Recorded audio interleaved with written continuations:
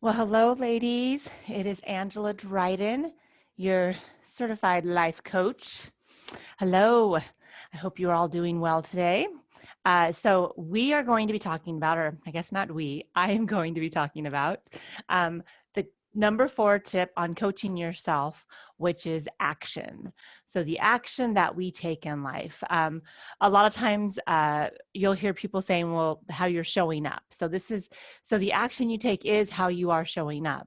And what is the process in that you get to that action in your life? Like, how is it that you either choose to get out and go for a walk, or is it that you're choosing to sit on the couch and watch Netflix and chill? Right? So these are two different actions, two different ways of showing up. And what is it that is motivating us to get to that action point? And that's what I want to explore here today. So we have already talked a little bit about, so the first step about observing. So make sure to watch the first video on observing your surroundings, relationships. The second one we talked about is feelings, emotions that were coming up for you. I described a little bit about difference between emotion, sensation, and what that looks like for you in your life. And so how that emotion comes up. And then the last one that we just talked about before this, we talked about the third step was on thoughts, the thoughts that are coming up for us, and what that looks like in our life. So a real quick recap about the 3 steps we've already talked about is the idea that when we observe something, we feel an emotion in our body from whatever that is. However, we have a belief system within us, or we perceive things a certain way. And so we feel an emotion from our surroundings, from our situations and circumstances that we've been in. And that's happening not from the object or the noun that I had said, that, like I used a tree was one of the big things that I've been using, kind of following that line, was the tree doesn't make you feel love and comfort or make you feel disgust. It's not the tree, it's the thought that we have between looking at the tree, the thought that we have, and that emotion that comes to us. And so understanding the concept, or getting clear for yourself about that, it's not the words my husband said or my friend said to me. It is how I thought about those words after those words were said. So somebody saying words is a circumstance, not our interpretation of what they were trying to say, but their actual words is a circumstance. And then our thought we have about what they said, that is our ownership of this whole model that I'm exploring with you guys on coaching yourself. So that is what we're deciding to think about those words. So when it comes to action, what motivates us to do things is our emotions. So how we feel, and how we feel is related to what we're thinking about a certain thing. So if we think badly about somebody, or if we think goodly about somebody, those thoughts that we're having is going to create emotion of, whether it might be emotion of anger or emotion of love. It could be either one. And then we're going to show up in the world, whether it's anger, let's say it's anger, then we might start yelling back at them, or we might have anger towards other people, right? We reflect onto other people because we're having this anger of a thought that we're having about that individual. Or it could be love. So if we're feeling love, right? When you're feeling love, you show up in the world and maybe you give love to other people. And it's not that you're even looking for anything in return. You're just giving love because you feel love. And so because you feel love, you're out there giving love as well. And so you're showing that up in ways of maybe buying people stuff. It could be in the way that you hug them, emotion, wise is that you listen to them, that you care about them, that you serve them. So those are ways that we show that, as opposed to the different one where if we feel anger, because we have a thought about that person, we'll feel anger, then we show up in the world with resentment, with lashing out to other people, with justifying our actions because we're angry. And so understanding those actions are coming straight from our thought. So I want to explore that a little bit here. So we talked about, we talked about C being the circumstance, and then T being the thought. and then we have a feeling. So how we feel about that thought.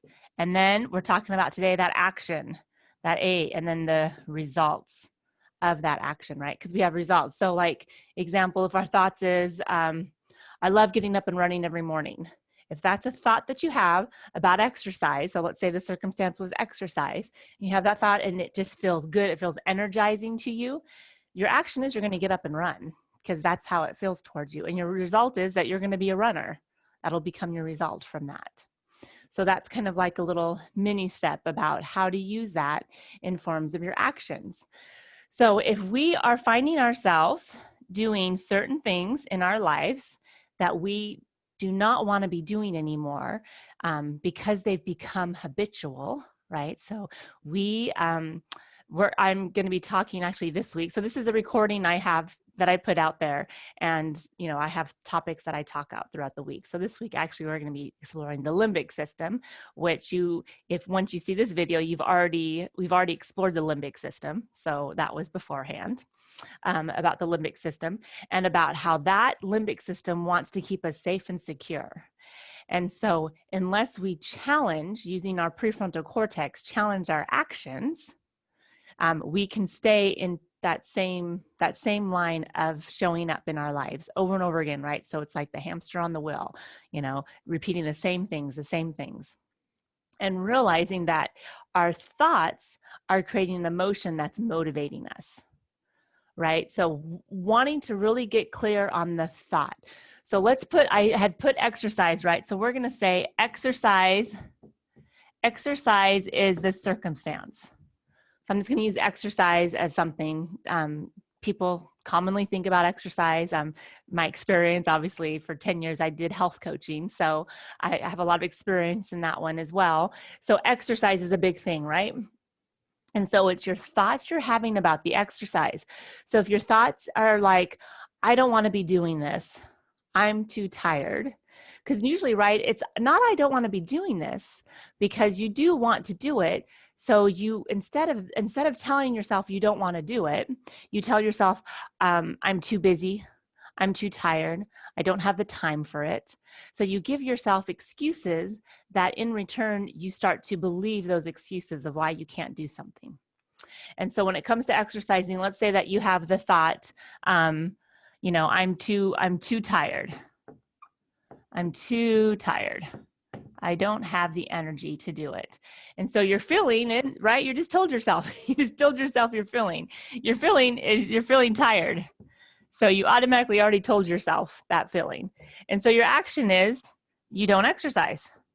So action can also be not doing something, right? That's still action. It's inaction.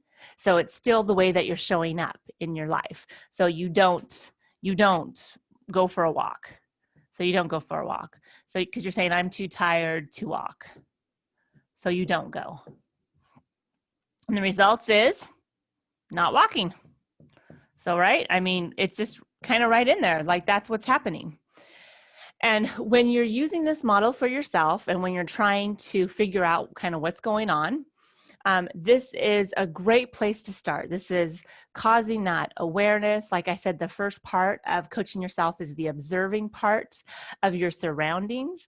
But then you want to put it on paper and start observing your mind, your process, what it is you're thinking, because what you're thinking in return is showing up in your life through your actions.